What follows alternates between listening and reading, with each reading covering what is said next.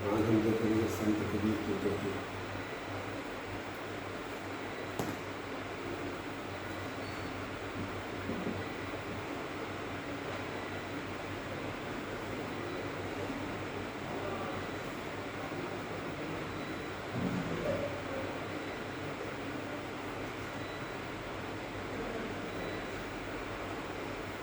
Atiq pen लेंगे pen.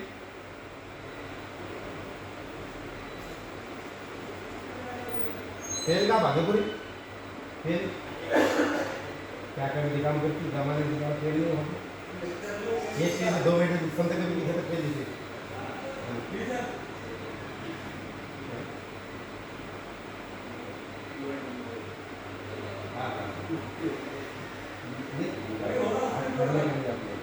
आज करने में मुझे ये सब बात हमारा क्या पढ़ लिया क्या है कबीर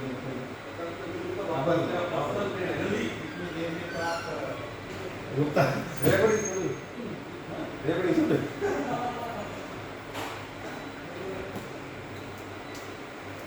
आज हम लोग देखेंगे संत कबीर।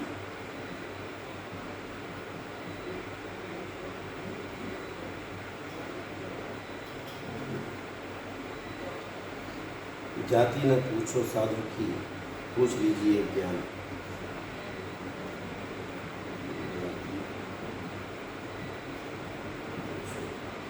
साधु की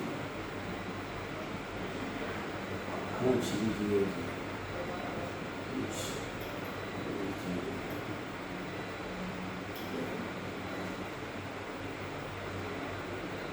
मोल करो तलवार का,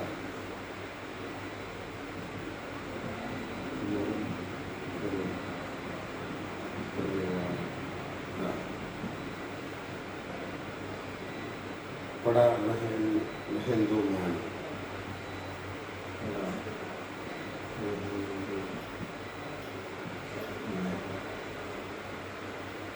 यहाँ पर संत कबीर हमें ये समझाना चाहते हैं।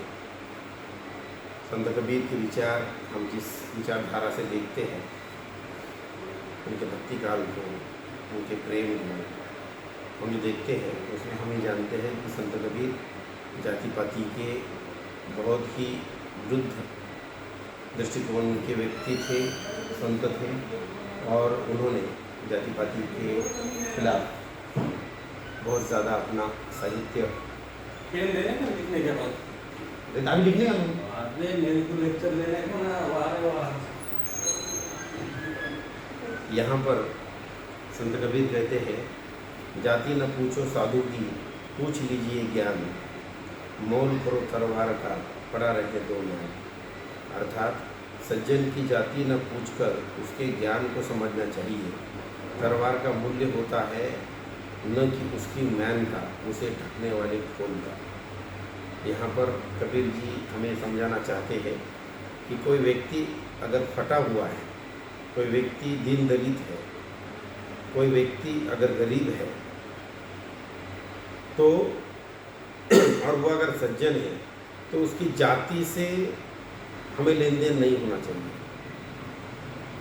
उसके पास ज्ञान क्या है, यह हमारे लिए ज़रूरी है। तो कभी भी किसी व्यक्ति की परख करते वक्त संत कबीर का ये कहना है कि उसके सूट बूट पर, उसके कपड़ों पर, उसके रहन सहन पर, उसके दिखने पर न जाते हुए, अगर कोई सज्जन व्यक्ति, जैसे मराठी में कहा जाता है सादी रहनी उच्च विचार, उस तरीके से कबीर जी यहाँ पर इस दोहे के माध्यम से समझाना चाहते हैं कि अगर कोई व्यक्ति बहुत आपको साधारण नज़र आता है, लेकिन वो सज्जन है, तो उस सज्जन के उस ज्ञान का मोल हमें करना चाहिए। उसके दिखने का, उसके रहन सहन का मोल हमारे लिए किसी काम का नहीं। जैसे हम मोल करते हैं तलवार का, युद्ध में तलवार काम आती है, मैन नहीं। क्योंकि युद्ध में जाते वक्त, क्योंकि मैन ये तलवार रखने की जगह है, लड़ने के लिए मैन नहीं होता है। वो जो उसका रखने की थैली होती है, तो वो उस मैन को, तो महत्व उस व्यक्ति के ज्ञान को है जो अंतर मन में बसा हुआ है, उस व्यक्ति के बुद्धि में बसा हुआ है, उस व्यक्ति के हृदय में बसा हुआ है। उस ज्ञान का मोल करना चाहिए, उस व्यक्ति के स्वभाव का मोल करना चाहिए, उस व्यक्ति के बाहरी जो रूप है, बाहरी जो कपड़े हैं, बाहरी जो रहन सहन है, उसका मोल न करते हुए उस व्यक्ति के अंतर्मन का मोल होना चाहिए।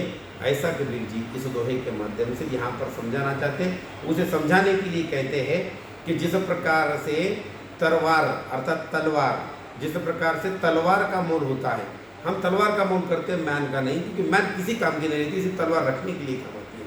उसी प्रकार से व्यक्ति भी होता है जो अंतर्मन में अलग और बाहर से अलग होता है। उसके अंतर्मन का हमने महत्व रखना चाहिए, ना कि बाहरी मन का। आगे का दुआ वो कहते हैं, साई इतना दीजिए जामे कुटुंब समाए।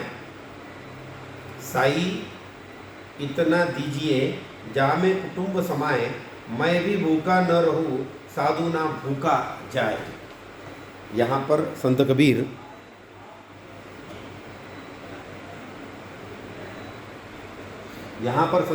कहते हैं, साई इतना दीजिए जामे कुटुंब समाए, मैं भी भूखा न रहूं साधु न भूखा जाए। अर्थात कबीर जी कहते हैं कि परमात्मा तुम मुझे केवल इतना ही दो, परमात्मा तुम मुझे केवल इतना ही दो जिसमें मेरे और मेरे परिवार का गुजारा चल जाए, मैं भी भूखा न रहूं और अतिथि भी भूखे वापस न जाए। अर्थात साईं यहाँ पर संत कबीर ईश्वर को कहते हैं, साईं का नाम लेकर ईश्वर का नाम लेते हैं कि ईश्वर से वो याचना करते हैं कि हे साईं, हे ईश्वर, तुम मुझे इतना दो कि जिसमें सिर्फ मेरा कुटुंब समाए, मेरा परिवार समाए, मैं समाऊं। इससे ज़्यादा मुझे कुछ नहीं चाहिए, सिर्फ इतना कि जिसमें मैं भी भूखा ना रहूं और कोई अच्छा व्यक्ति मेरे घर से भूखा ना जाए, कोई साधु संत मेरे घर से भूखा ना जाए। इससे ज़्यादा मुझे और कुछ नहीं चाहिए। लोग भर भर कर मांगते हैं, लोग पूरी साधन सामग्री मांगते हैं, लेकिन यहाँ पर कबीर जी यह मांग रहे हैं ईश्वर से कि मुझे सिर्फ इतना ही चाहिए जिसमें मैं और मेरा परिवार बच सके, सिर्फ इतना ही चाहिए कि मुझे 2 वक्त का खाना अच्छी तरीके से मिल सके, मैं कहीं भूखा न रह जाऊं, इतना ही मुझे ईश्वर से चाहिए।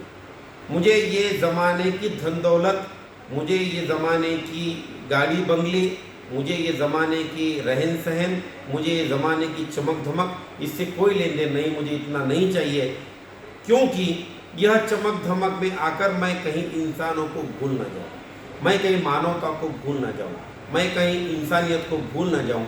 इसलिए हे ईश्वर, हे साईं, मुझे सिर्फ उतना दो जितना मैं खा सकूँ, जितना मेरा परिवार खा सके, और उतना कि मेरे घर पर अगर कोई, मेरे दर पर अगर कोई आए, कोई साधु संत आए, तो मैं उन्हें कम से कम 2 वक्त का खाना खिलाकर भेजूं, वो मेरे घर से भूखे न जाए, इतना मुझे चाहिए, इससे ज़्यादा है ईश्वर मुझे नहीं चाहिए। ऐसा संत कबीर यहाँ पर इस दोहे के माध्यम से कहते हैं।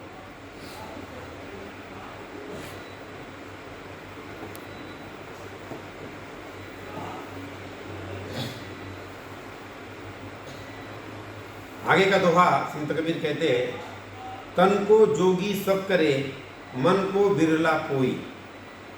तन को जोगी सब करे मन जोगी, मन को बिरला कोई, सब सिद्धि सहेजे पाइए जे मन जोगी होई। देखिए दोहा कितना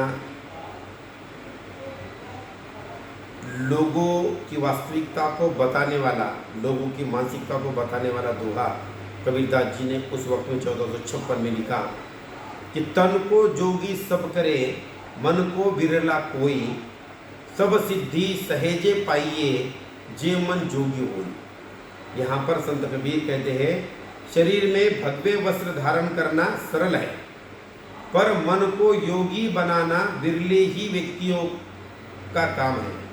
यदि मन योगी हो जाए तो सारी सिद्धियां सहज ही प्राप्त हो जाती है। भगवे वस्त्र पहनने से कोई जोगी, कोई साधु नहीं बनता है। वो वस्त्र धारण करना, वो वस्त्र पहनना सीधा और सरल है, लेकिन मन को योगी बनाना बिरले ही व्यक्तियों का काम है। मन को योगी बनाना ये कुछ व्यक्तियों के ही बस की बात है। हर व्यक्ति मन को योगी नहीं बना सकता। तन को योगी बनाना बहुत आसान और सरल है।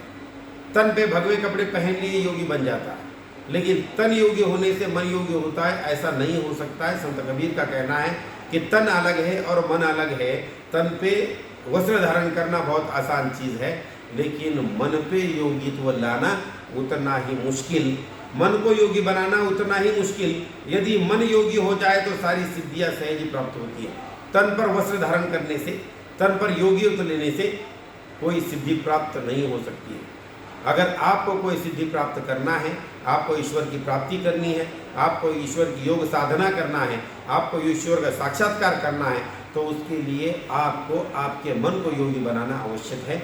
अगर आप आपके मन को योगी बनाते हैं तभी कहीं जाकर आप ईश्वर का साक्षात्कार कर सकते हैं, ईश्वर की प्राप्ति कर सकते हैं। कोई जो रिद्धि सिद्धि आप प्राप्त करना चाहते हैं, जो सिद्धि प्राप्त करना चाहते हैं, वह सिद्धि प्राप्त करने के लिए भी आपका मन वैसा होना आवश्यक है। मन के बिना योग प्राप्ति नहीं होती है।